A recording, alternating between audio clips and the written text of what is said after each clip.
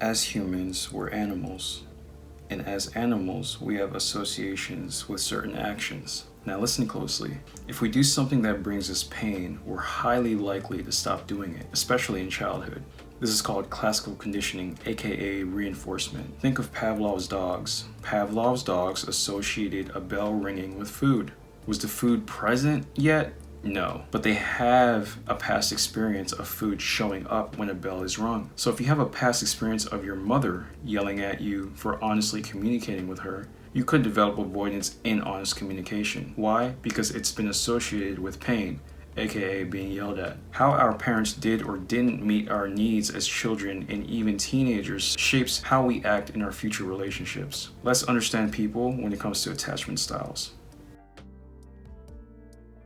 There are four main attachment styles that a lot of us have, and think of these as gradations of how we carry ourselves in relationships. Our attachment style has a lot to do with our upbringing and in the degree to which our needs were cared for or uncared for. They're typically divided into two pools: secure attachment and insecure attachments. The secure attachment pool obviously has the secure attachment style, and the insecure attachment pool has three attachment styles, one called anxious, another called avoidant, and another one called disorganized. So we're going to touch on all four, and by the end of this video you're going to know some solutions in terms of how to get more closer towards secure attachment if you don't embody enough of the traits. This will also help you understand why people act how they act in relationships. If you're in a relationship and it's hard for you to understand why your partner, can be insecure sometimes, can lack communication skills, can just be emotionally distant, or it can be a blend of the two where they're really close, but then sometimes they're really distant. This video is really going to help you out with that. Here's a quote as a good background. Quote, "How a primary caregiver, usually parents, acts towards and meets their child's needs forms the foundation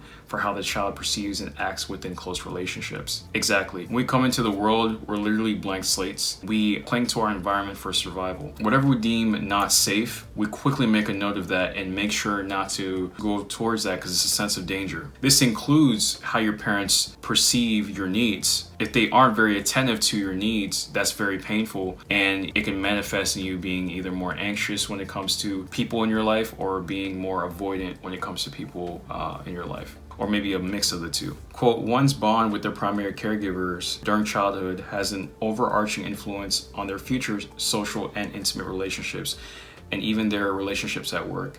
In other words, their early bond creates a template or rules for how you build and interpret relationships as an adult." So that's just touching back on what I mentioned about being blank slates and just taking in your initial reactions to your environment in this world very closely, because that's your first programming, and then you perpetuate that throughout your life. And again, it doesn't matter if it's helpful programming or negative programming. It's your first impression. So first, let's start with anxious attachment. So this usually comes about when your needs were a bit inconsistently met, when you're younger, whether it comes to love or it comes to just maybe financial security. Maybe if your family struggled with money, you could find that being just an unsafe environment, and it can create anxiousness within you. You see a theme here with the insecure attachment styles.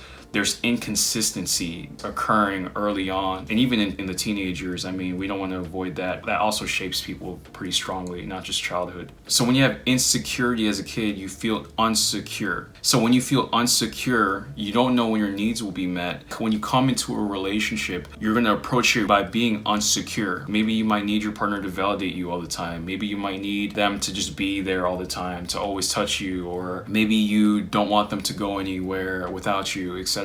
This anxiousness is how it manifests because it's a reminder of how you previously came in contact with the world through insecure occurrences. So when you live like this, you obviously have anxiousness, but you have fears around the relationship. This can lead to negative things occurring in your relationship. Maybe you start getting jealous, right? Because your anxiousness, your feeling of insecurity, causes you to create scenarios that aren't even there, especially with fears of abandonment and fears of losing love. Here's a quote on anxious attachments. Quote, "People with anxious attachment styles deem themselves to be less worthy of love in comparison to other people. The thought of living without their partner or being alone in general causes high levels of anxiety. In other words, they deeply fear abandonment." And fearing abandonment, like I briefly touched on, leads to constant need for reassurance. because you're trying to get back to safety constantly, because each day overthinking and playing all these scenarios brings you back to that homeostasis of being insecure and unsure and unsafe.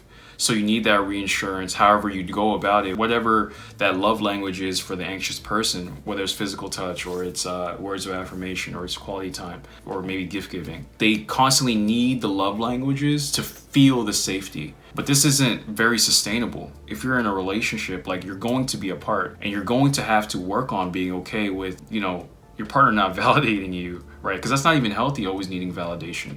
Just in general, I'm not even talking about relationships. So if you're with someone with an anxious attachment style, you want to definitely learn about their background, right? Their upbringing, what has contributed to it. And the best thing you can do is see how you can meet their needs, but this has to be a joint effort. It's not your responsibility to take on the burden of, things they've gone through and things like that. Both of you are communicating and working on insecurities that come about in the relationship due to an anxious attachment style. I think a lot of people end up taking too much of the blame for the other person's actions because the other person hasn't worked on the things they need to work on. And some people could end up just giving you full responsibility for their emotions when you don't have full responsibility for their emotions at all. Basically, don't stretch yourself too thin. And maturity is a huge differentiator here, because you don't want to paint everyone in the same box with anxious attachment style. There's some that are very well aware of that they are on the anxious side and they work on that continually. And they approach it in very healthy ways, whereas there are others that don't approach it in as healthy ways. So with a lot of things, it's a spectrum. It's not a black or white thing. And also remember that people can be a mixture of some of these attachment styles. Here's a quote. To ease fear of abandonment, people with the anxious attachment style strongly desire security within relationships, and attention, care, and responsiveness from a partner tends to be the remedy for these feelings of anxiety.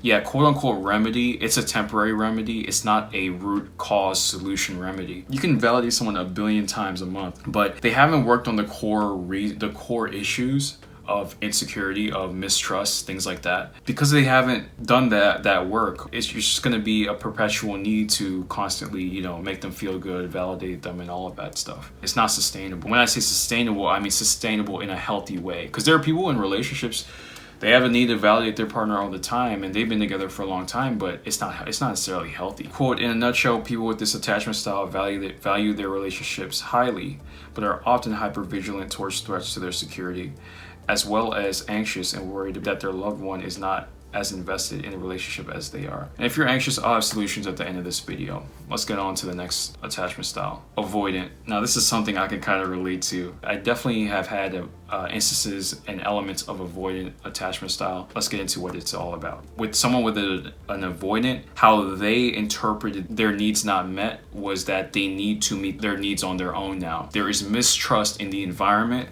in the family dynamics, in the friend dynamics for their needs to get met. So they're being independent and they are keeping their emotions in. They are finding solutions on their own. When it comes to relationships, emotionally, they aren't giving too much because they need to protect their emotions. A lot of avoidant can happen due to just not wanting to be disappointed. So being avoidant, you don't have to be disappointed or hurt by not giving your all to others. With avoidant people, you may notice that it takes time for them to open up, if at all, and opening up emotionally, right, about how they feel, why they're acting the way they act. Some people may not even be aware of it, right? Like, that's a big thing. If you notice it in someone, that doesn't mean they notice it in themselves. Even if they notice it in themselves, they can be so comfortable with it, they feel like it's them working on it.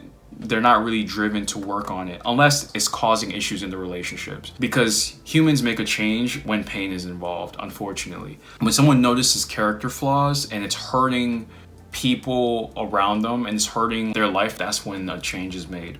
I talked about that in Understanding People Part 12. When you notice it could be tough for them to open up, again, this is a joint venture when it comes to the relationship. Both partners need to work on it. Like seeing ways they can start small in terms of opening up more, how they can communicate better, how they can be more in touch with emotions. That way they can communicate the emotions when it comes to things. Talk about when they like something and they don't like something. Things like that. Start small and then you get better through time. And yeah, they can also experience a fear of abandonment, but again, they cope with it differently compared to someone that's anxious. If they have a fear of abandonment, someone that's avoidant could just cut themselves off emotionally or maybe disassociate. If there's an inkling of their partner even like leaving them, or they perceive that the partner may leave them, they may just start to distance themselves, right? Because they're trying to avoid that pain that they experienced earlier on. Here's a quote on avoidance. Quote, adults with this attachment style generally avoid intimacy or emotional closeness. So they may withdraw from a relationship if they feel like the other person is becoming reliant on them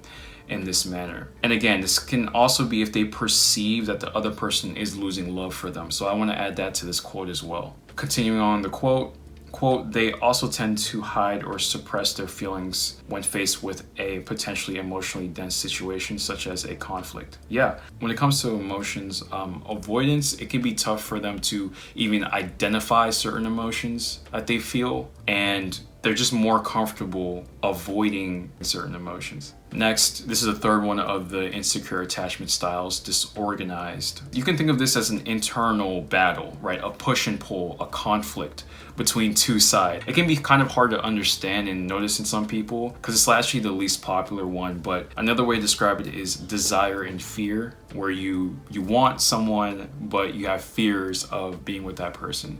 Again, like a push and pull. Someone that's disorganized, they want to be close with someone, but they also want to be distant because they want to feel the love, but they want to have that distance in order to hedge in case they get hurt. So it's kind of like a dance of the two. Here's a quote on disorganized. Quote, for adults with disorganized attachment, the partner and the relationship themselves are often the source of both desire and fear. On the one hand, disorganized people do want intimacy and closeness, but on the other hand, experience troubles trusting and depending on others. People with this attachment style often struggle with identifying and regulating their emotions and tend to avoid strong emotional attachment due to their intense fear of getting hurt. Yeah, so it's like a balancing act, really. And this can lead to confusion, right? Like, one day your partner is really invested with you, and then the next day they're like distant and all of that. That's if that's your partner, and if it's you, maybe you can relate to that. It can lead to mixed signals, right? Especially even if you're not in like an official relationship, but you're just dating someone and you guys first met. You have like this push and pull of mixed signals, and it can confuse the other person. Lastly, let's talk about the secure attachment style. This is when your needs are met and you find comfort in expressing yourself, expressing your needs. You have reliable parents, caregivers, aunts, uncles, grandparents, whatever, whoever took care of you. They were reliable, they were there for you, you felt seen and heard, basically. So now you perceive communication and expressing yourself as very safe, and you carry that on to your future relationships. Like I touched on earlier in the beginning of this video, a lot of this has to do with classical conditioning, what we associate with what. If we associate emotional expression and relationships as very caring, then we're going to be very secure and trustworthy when it comes to our future relationships. And this isn't to say that you can't make a change, because you can. If you found yourself in like an insecure attachment style, you can get better and better and better. And eventually you have more secure traits than not. Quote, the secure attachment style implies that a person is comfortable expressing emotions openly. Therefore, adults with a secure attachment style can depend on their parents and in turn let their partners rely on them. A couple words I like around secure attachment are honesty, tolerance, and emotional closeness. And a big thing about the power of a secure attachment style is that you're okay with being alone and you're more okay with the unknown. So when it comes to dating someone initially, or it comes to being in your relationship, dating people initially, you're okay with the unknown of them potentially being with you or potentially not being with you. That's a secure attachment. When you're in a relationship, you're okay with your partner being away for some time and you guys having separate lives. This is what a healthy relationship is all about. You're okay with taking in the emotional needs of your partner, right? And working on that. You're okay with expressing yourself. You're okay with trusting your partner. These are important traits when it comes to having successful relationships. Here's some good signs of a secure attachment style. An ability to regulate your emotions, ability to easily trust others, effective communication skills, ability to seek emotional support, comfort being alone, ability to manage conflict well, high self-esteem. So those are the 4 attachment styles I just talked about, and now we're going to get into solutions that will help you get more traits closer to the secure attachment style. This will help you whether you have an insecure attachment style or whether you're with someone that has an insecure attachment style. Now, I want to preface this by saying don't pedestalize a secure attachment style. This is a gradation, so it's about getting as close to it as possible. You'll never be perfect. There are people that are quote unquote have secure attachment styles, and they still feel senses of insecurity every now and again. The only difference is that when they feel that insecurity, they're a little more logical and a little bit more curious about where it's coming from, and they're a little more mindful about it. So I'm going to touch on solutions that will really help you embody a secure attachment style. And if you already have a secure attachment style, man, it's all about getting better. So first, be comfortable being alone. Practice being alone, and practice actually being alone. Not alone on your phone, not alone like scrolling on your computer. Actually being alone. Go walk somewhere, go to the movie theater alone, go paint some art project alone, go freaking like work out alone. When you're constantly with people, you have this constant crutch of people being around you, people being there for you. But when you can face yourself and be alone, this is when you start to learn more about yourself. Okay, I'm alone right now, I feel sad. Why do I feel sad when I'm alone by myself? Where is that coming from? Why am I uncomfortable with others being away from me? Do I have a fear of abandonment? And if you have already identified that, great. Now face yourself and start being alone. Set days where you do activities by yourself. This grows you. Next, study your anchors. So what triggers you and why? Is it when someone doesn't text back? Okay, they don't text back. You start overthinking. That's a trigger. What does that remind you of? Why does it remind you of that? Right? Get aware of this. And then also, what's the story you tell yourself because of that anchor? For example, if your partner gets very emotional when you honestly communicate with them, and now you don't communicate with them as honestly anymore, maybe that trigger reminds you of your mother doing the same thing. Now, because of that past experience with your mother is affecting your relationship, you no longer have honest communication. But now is the time to address that so that your relationship can start having honest communication and thrive and get better, right? Because if your partner can truly understand where you're coming from, they maybe need to work on their emotions as well. From there, this is how you grow together, and you don't let the past affect things right now. Next, communicate. Yes, seriously. It's important to be vulnerable, especially if you have a very avoidant attachment style or a disorganized one. Be vulnerable and clear about where you're coming from. Sometimes you can say that you just don't know how you feel right now, right? You're so disassociated with your emotions, you just don't know. Or you are associated with it, but you don't like feeling your emotions. You can say that and explain that to your partner. If you're with the right person, they're gonna understand. You can work together. And the only thing preventing you from communicating is your ego, which is your false sense of self. The ego likes safety, it likes homeostasis, it likes the regular stuff. But the ironic thing is that the regular stuff is actually not helping you. Being avoidant all the time isn't helping you. Being disorganized, being anxious all the time, it's not helping you. But that's what your ego is used to. Just because you're used to it and it's safe doesn't mean it's good for you. Because what happens? Right now, what happens? You overthink situations, you have cortisol in your body, you feel bad, you overthink, your self-esteem takes a hit, all of this stuff. So that's not safety at all, it's just what you're used to when it comes to the attachment style. So communicating is what starts to make a change in your life. And now the ego starts to change and it becomes a little uncomfortable, but it's a good change. It's like taking a nasty medicine. You know those nasty cherry medicines that you had to drink as a kid? I hate those things, but I felt better after I took them. So in the present time, it's painful, it's nasty, but the next day I feel a lot better.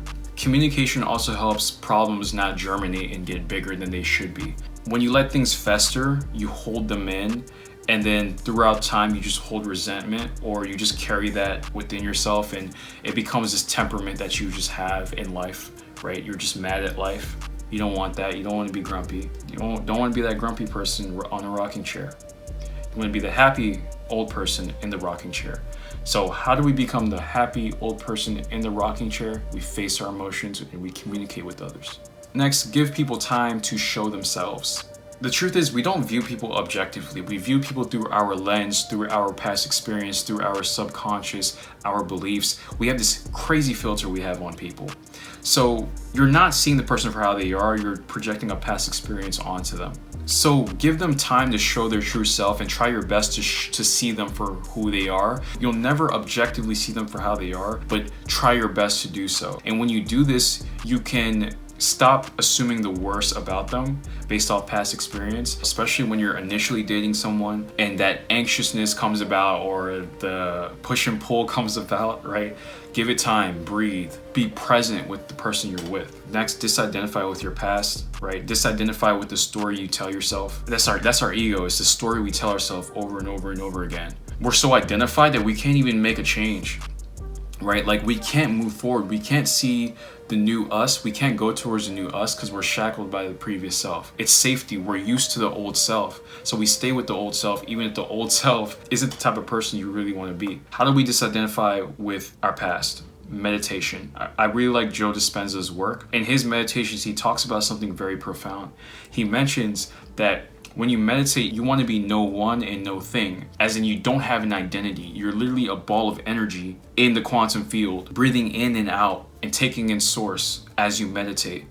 You're disidentifying with your past self. Your past self isn't who you are in that meditation. And then that meditation teaches you that you can disidentify with the past. And now you're able to go to the future that you want. Another way to disidentify with your past is reframing, understanding what this actual situation was and seeing it through a different lens. In childhood, you don't have context for how your parents are. Your parents just are your parents and they help you survive. That's how you view it. And if they have created a traumatic environment for you, you don't have the context of they were raised in a toxic environment, or they don't know how to communicate, or they themselves have issues. You don't have that context.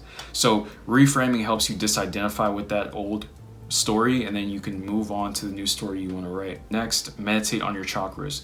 We have 7 energy centers. We have the root chakra, which deals with our sense of safety in the world, right? Our sense of groundedness. This is very important. When you meditate on these, you make changes in the body that affect the mind. So the root chakra deals with our sense of safety.